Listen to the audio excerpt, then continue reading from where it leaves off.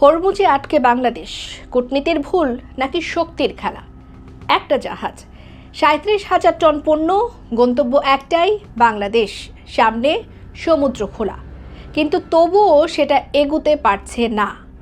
না ঝড়ের কারণে, না প্রযুক্তিগত সমস্যায়।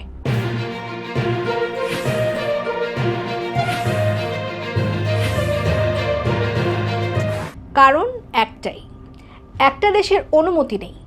বিশ্বের সবচেয়ে গুরুত্বপূর্ণ জলপথ স্ট্রেইট অফ হরমুজে বাংলাদেশের জাহাজ আটকে আছে।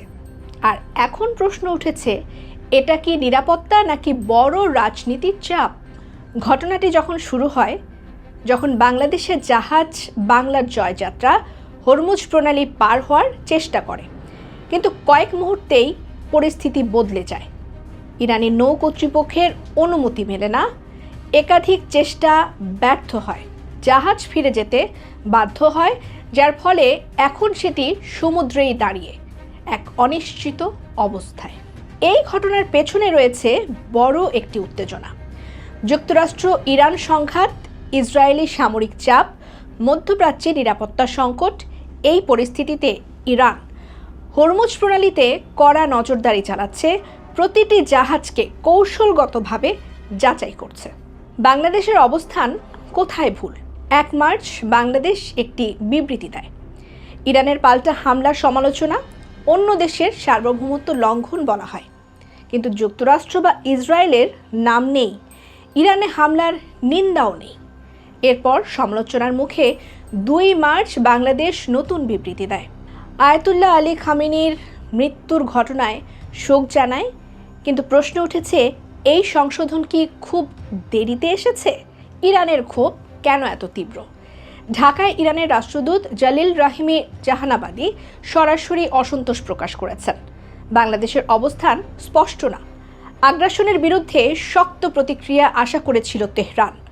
এছাড়াও শোক বইতে অনুপস্থিতি, প্রথম বিবৃতির ভাষা, সব মিলিয়ে ইরানের কাছে বার্তাটা গেছে বাংলাদেশ নিরপেক্ষ নয়, বরং দ্বিধাগ্রস্ত। কেন জাহাজ আটকে গেল? বিশ্লেষণে ৩টি বড় কারণ সামনে আসে।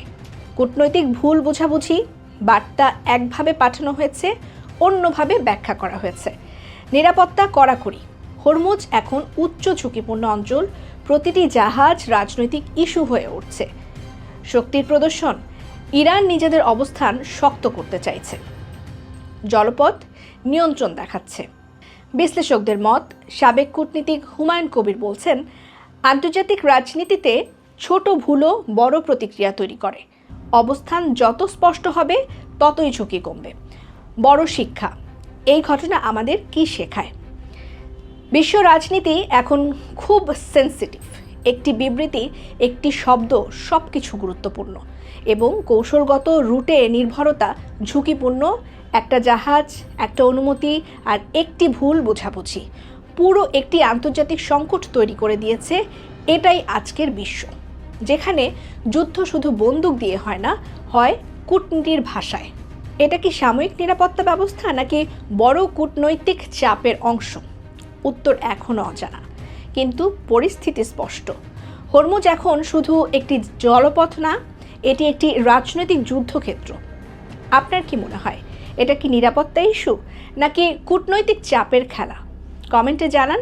ভিডিওটি ভালো লাগলে লাইক করুন, চ্যানেলটি সাবস্ক্রাইব করুন, আর নিয়মিত আমাদের আপডেট পেতে আমাদের ফেসবুকে ফলো করুন।